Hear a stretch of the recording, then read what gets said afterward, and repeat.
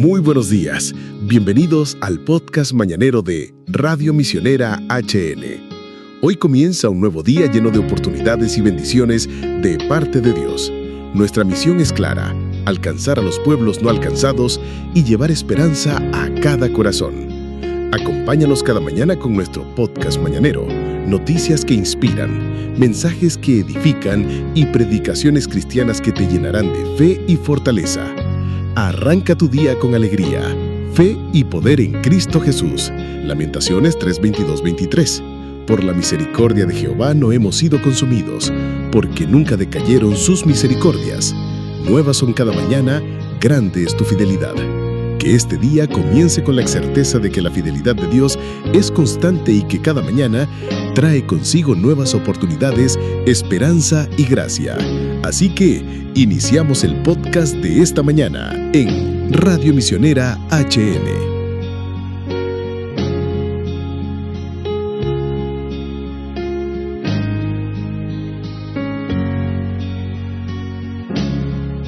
Hola, ¿qué tal?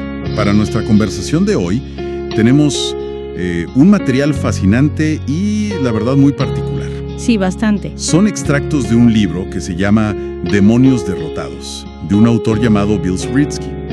Y para que nos hagamos una idea, esto es básicamente un manual de campo sobre guerra espiritual. Totalmente.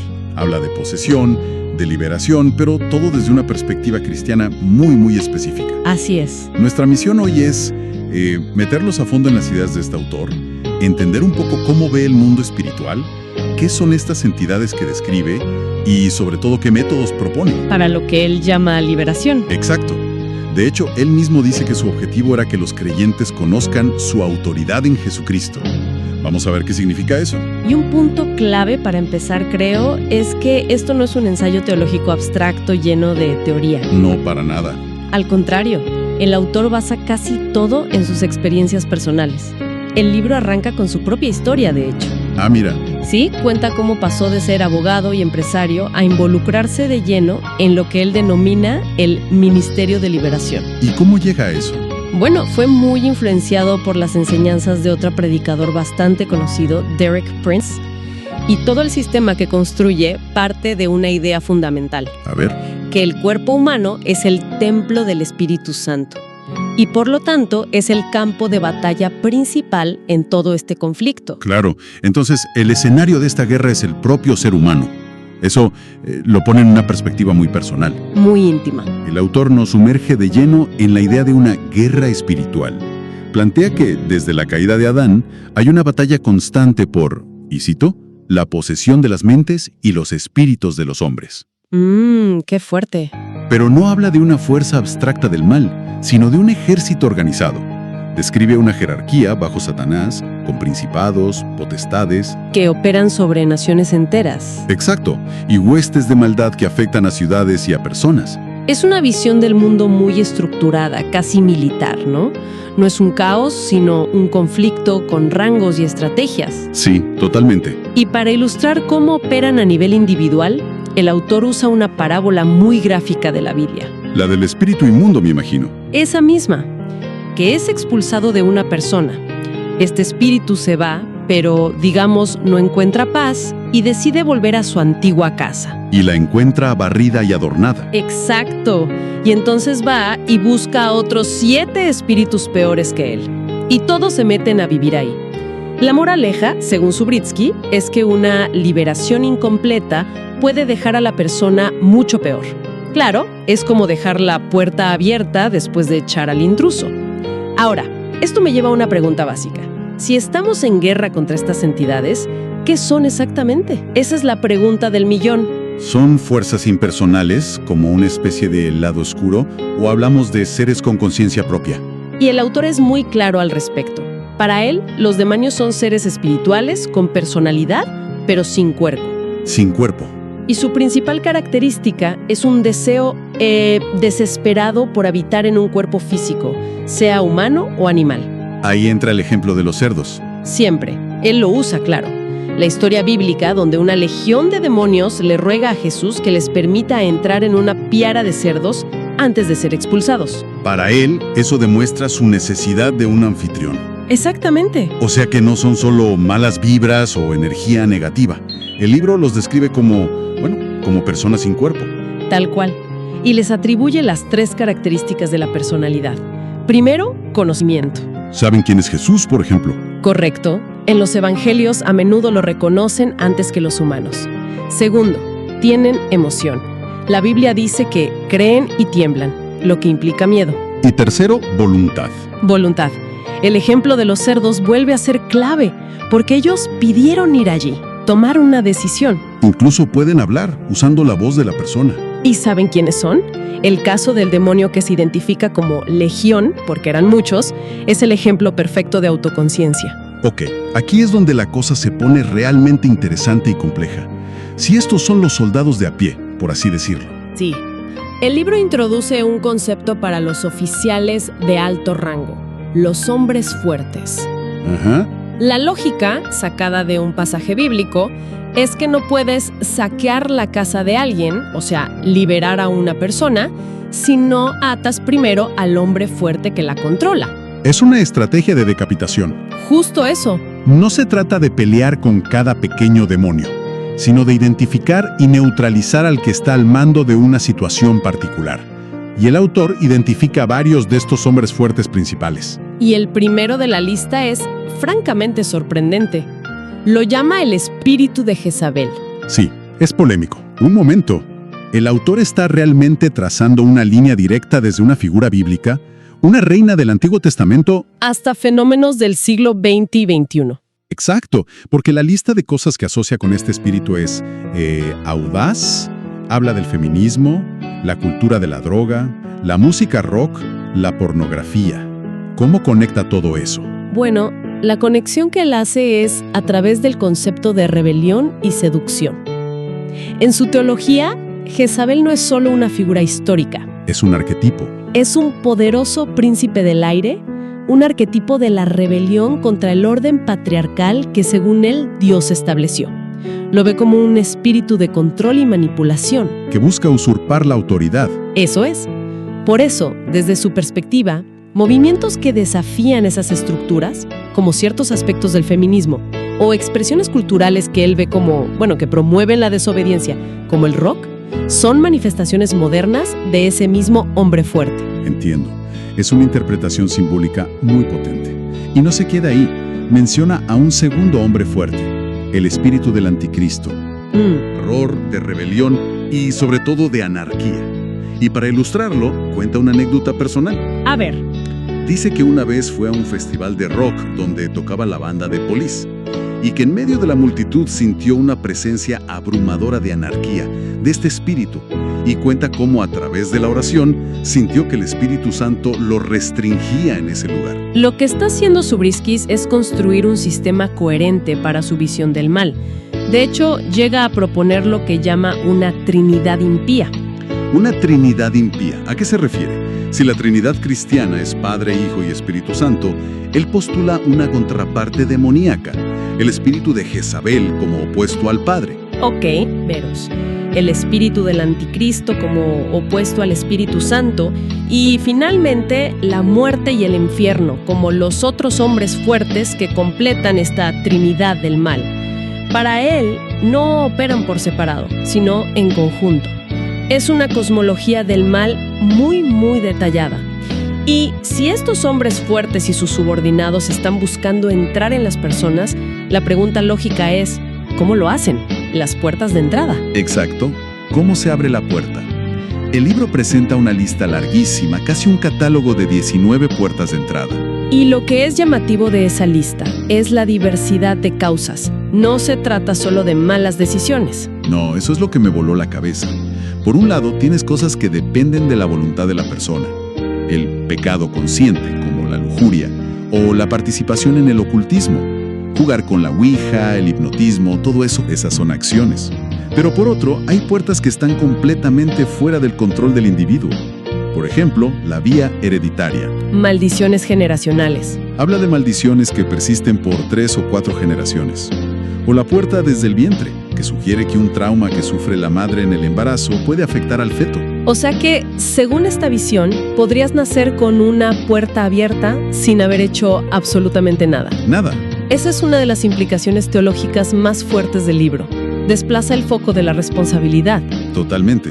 El sufrimiento no es solo consecuencia de tus actos, sino que puede ser una carga heredada o el resultado de un trauma. Claro. Y eso es fundamental para su ministerio, porque si el problema no lo causaste tú, entonces necesitas una intervención externa, una liberación. Tiene sentido. La lista sigue con otras puertas como el shock, un accidente, un divorcio o incluso la transferencia a través de otras personas. Dice especialmente por relaciones sexuales. Hasta menciona la entrada a través de edificios. Sí, esa historia es increíble. Cuenta de una mujer en Nueva Zelanda que desarrolló un asma severo y repentino justo después de visitar las ruinas de una aldea sepultada por una erupción. Él lo atribuye a un espíritu territorial. Esta idea de que los demonios necesitan un derecho legal o una puerta abierta para poder operar es la piedra angular de todo su sistema. Sin duda. Y nos lleva directamente a una de las preguntas más polémicas del libro. ¿Qué es? Si un cristiano tiene al Espíritu Santo adentro, ¿puede aún así tener un demonio? Que parece una contradicción total. ¿Y cuál es su respuesta? Su respuesta es un sí rotundo, sin ambigüedades. Argumenta que la enseñanza de que un creyente es inmune es un error peligroso. ¿Y cómo lo explica? Hace una distinción que es crucial. Diferencia entre posesión total, a la que llama satanización y que considera rarísima, y tener un demonio en una parte de tu vida. Ah, ok. Es decir, un espíritu puede estar oprimiendo un área específica, la mente, las emociones, el cuerpo, sin ser el dueño de tu espíritu, que es donde reside el Espíritu Santo. Y supongo que no se queda en la teoría, ¿verdad?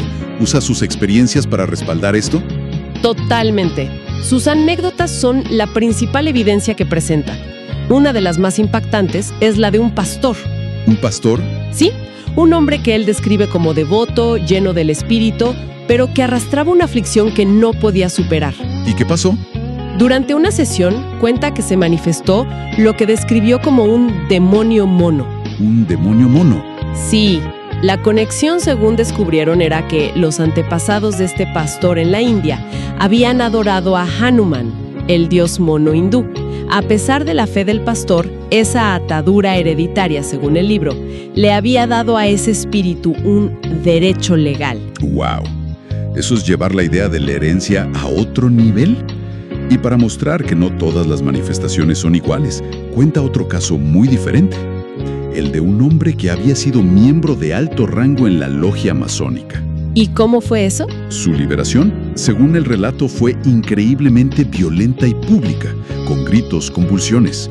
Zubritsky usa estos ejemplos para mostrar que la actividad demoníaca puede ser sutil y oculta, o dramática y explosiva. Incluso en creyentes. Incluso en personas que se consideran cristianas. Bien, ya tenemos la estructura del enemigo, sus tácticas y la idea de que pueden atacar a cualquiera.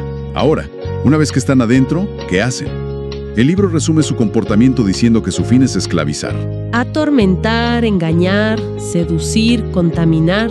Pero hay un punto que me pareció muy específico y revelador de su estrategia. ¿Cuál? Dice que una de sus actividades más marcadas es causar roces entre aquellos que deberían estar en armonía. Ah, sembrar discordia. Exacto. En familias, iglesias, matrimonios.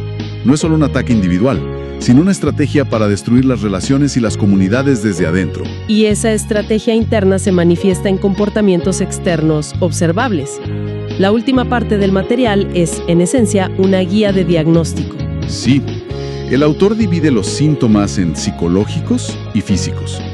En el lado psicológico, la lista incluye emociones destructivas persistentes: odio, envidia, amargura, resentimiento. También habla de estados de ánimo irracionales, depresión sin causa aparente. Y menciona explícitamente las adicciones y la inmoralidad sexual compulsiva como posibles indicadores. Entiendo la conexión con las adicciones o la ira, pero me sorprende que incluya manifestaciones físicas muy concretas, como espuma en la boca, palpitaciones o una mirada vidriosa. Claro. Mi pregunta es, ¿el libro intenta diferenciar esto de, digamos, una condición médica como la epilepsia o un ataque de pánico? ¿O son dos caras de la misma moneda para él? Esa es una pregunta crucial. El libro no traza una línea clara. De hecho, sugiere que muchas dolencias físicas que no responden a tratamiento médico pueden tener una raíz espiritual. No niega la medicina. No, pero la presenta como incompleta si la causa es espiritual. El texto aclara que un solo síntoma no significa nada, pero su conclusión es que cuando varios de estos síntomas se presentan juntos y de forma persistente, la probabilidad de que haya actividad demoníaca es altísima. Entonces, para hacer un resumen de este mapa que nos ha trazado Zubritsky, nos encontramos con una visión del mundo en la que existe una guerra espiritual constante. Muy real para él. Los enemigos no son conceptos, sino entidades personales, inteligentes, organizadas en jerarquías, con hombres fuertes al mando. ¿Sí? Su objetivo es habitar cuerpos humanos aprovechando un catálogo amplísimo de puertas de entrada, que van del pecado personal a maldiciones heredadas o traumas. Y lo más impactante de su modelo es que nadie, ni siquiera los creyentes más devotos, está exento de ser un campo de batalla. Exacto. Lo que emerge de todo esto es un sistema de creencias increíblemente estructurado. Es casi un manual de diagnóstico y combate, con categorías, listas de síntomas y procedimientos. Un manual de campo, como decíamos al principio. Justo.